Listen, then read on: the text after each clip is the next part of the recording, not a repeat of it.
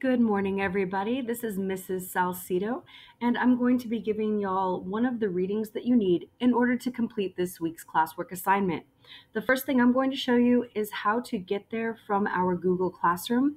There is a more in-depth tutorial about how to get to our new Google site in a separate video, so if you're unable to follow how to get there in this one, I would advise you to check out that other video. I'm starting here in first period, and the easiest way to get there is going to be to go to the stream. This is actually posted twice in the stream. I have it posted here as a classwork posting, and I did that today. But if you're using the original post, it's actually down here, and it has the Google site right here. So I'm going to click that and go to our Google site. Here's our brand new beautiful Google site. Again, there's a separate tutorial about how to navigate between our Google Classroom and our Google site. So if you're not sure what to do, please check out that tutorial. Up here in the upper right corner, that's where our assignment is. It says May 18th through May 24th. I'm going to click on that. And here we are. So the reading I'm going to do for you all right now is in step 1 of this week's assignment right here. If you click on this, it pulls up the article, and I'm going to zoom in on this article to make it large enough for all of us to see easily.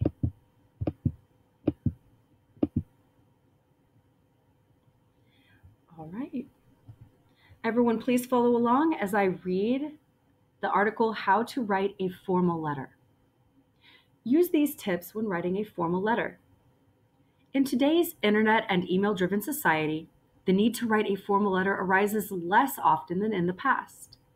However, it is still occasionally necessary to present a formal letter to obtain information, to apply for an academic program or a job, to write a complaint letter, or simply to express your opinion in an effective and coherent manner.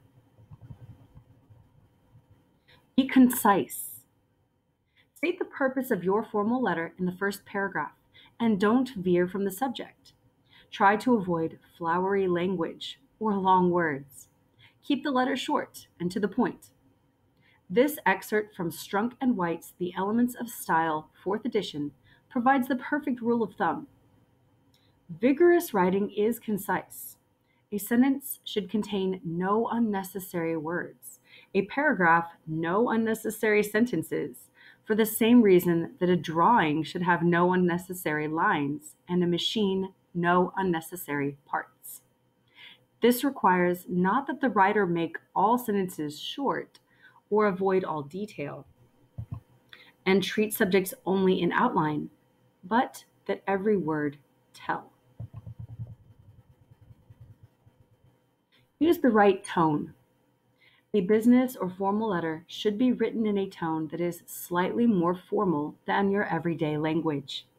Avoid the following: slang or jargon, contractions such as I'm, can't, it's, and vague words such as good and nice.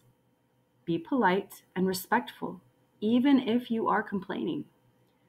Take a look at our formal letter example to see what tone is appropriate. Proofread. Proofreading is so important. Once you've written your formal letter, check the grammar and spelling carefully. Use the spell checker on your computer and then read the letter over yourself, as the spell checker will not catch every error. Use a dictionary or thesaurus if necessary. Check the grammar and punctuation for correctness and make sure the sentences are complete.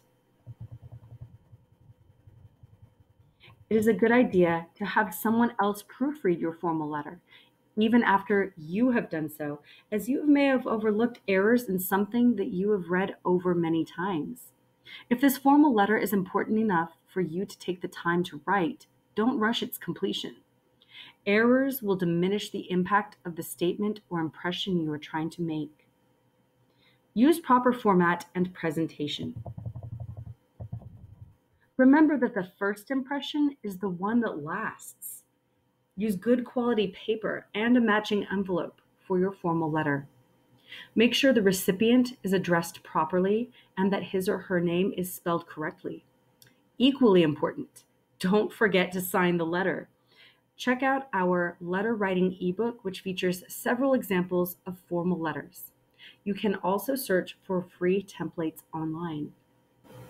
Present your ideas properly, formatting a formal letter. Adhering to the standard conventions of good formal letter writing and presenting your letter attractively will ensure that your thoughts are seriously considered by the recipient and given the attention and consideration they deserve. Here are a few formatting tips. Heading. The heading consists of your address, but not your name, and the date. Telephone numbers and email addresses are not usually included here, but they are acceptable. Using block format, the heading goes in the top left-hand corner of the page. 123 Elm Avenue, Treesville, ON M1N 2P3. November 23rd, 2008. Inside address. The inside address consists of the name and address of the person to whom you are writing.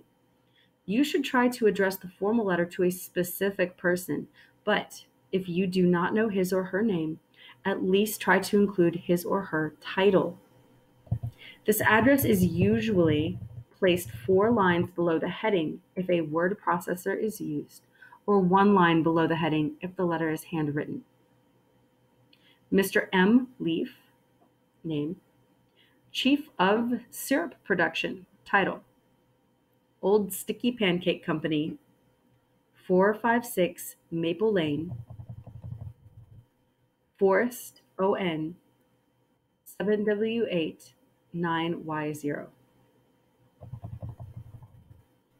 Salutation. Skip 1 line after the inside address and then type the salutation. Your choice of salutation depends on whether or not you know the intended recipient of the formal letter. The most usual greeting is "Dear," followed by the person's name and punctuated with a colon. If you don't know whether the person you are addressing is a man or a woman, you may begin with "Dear Sir" or "Madam," again followed by a colon. Ms. may be used if you don't know the marital status of a woman. Furthermore, if the person has a specific title such as doctor, make sure that you use it. Here are some examples of each salutation. Dear Mr. Trunk, Dear Ms. Root, Dear Mrs. Branch, Dear Dr. Acorn. Body. Skip 1 line after the salutation and begin typing the body of the formal letter. This is the main part of the letter. Keep in mind the rules outlined above regarding brevity and coherence. It is best to use short, clear, logical paragraphs to state your business. Closing and signature. This is the end of the letter. Skip 1 line after the last paragraph of the body of the letter and type the closing. Only the first word of the closing should be capitalized. It is punctuated with a comma. Leave several lines after the closing and type or print your signature. Your actual handwritten signature is to be inserted between these 2 printed lines written in ink. Yours sincerely. Then there are several spaces. Ezra Twig. Your typed signature marks the end of your letter. And while you can write a postscript, PS, containing additional information, it is better to include all pertinent details in the body of the letter itself, so nothing is accidentally overlooked. Now that your formal letter has been written, read it through in its entirety to ensure you have communicated your points thoroughly and accurately.